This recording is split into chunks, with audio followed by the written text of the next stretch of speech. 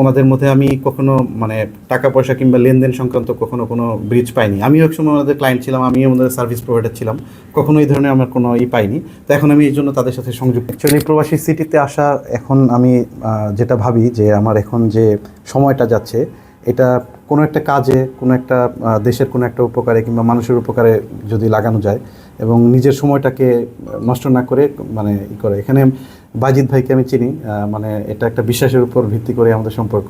সাথে এখন পরিচয় হয়েছে যে রনি ভাই আছেন, জাহিদ ভাই আছেন, তো সবার সাথে পরিচয় হয়ে আসলে সময়টাও ভালো কাটবে, সাথে সাথে একটা কাজও আগাবে। সত্যি যেটা বলি যে জমি কিনে একটা জিনিস ডেভেলপ করে সেল করা, এটা এখনকার দিনে খুবই মানে একটা বিশ্বাস না করলে পরে এটা আসলে করা না।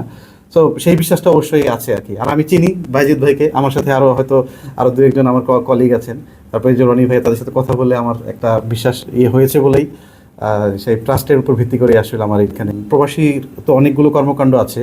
তা আপনারা তো এগুলো দেখছেন, এর মধ্যে ওনাদের মধ্যে আমি কখনো মানে টাকা পয়সা কিংবা লেনদেন সংক্রান্ত কখনো কোনো ব্রিজ পাইনি। আমিও একসময় ওনাদের ক্লায়েন্ট ছিলাম, আমিও ওনাদের সার্ভিস প্রোভাইডার ছিলাম, কখনো এই ধরনের আমার কোনো পাইনি। তো এখন আমি এই জন্য তাদের সাথে সংযুক্ত। তো আপনার সাথে আলাপে আপনি সবসময় বলেন যে আপনার মূল ভিত্তিটা হলো যে সম্পর্কটা যাতে নষ্ট না হয়। টাকা যেটা আসবে সেটা টাকা আসবে, চলে যাবে। টাকা যদি কখনো কোনো হয় সেটা ম্যানেজ করা যায়, কিন্তু সম্পর্কটা নষ্ট হয়ে গেলে আসলে আর আগায় না।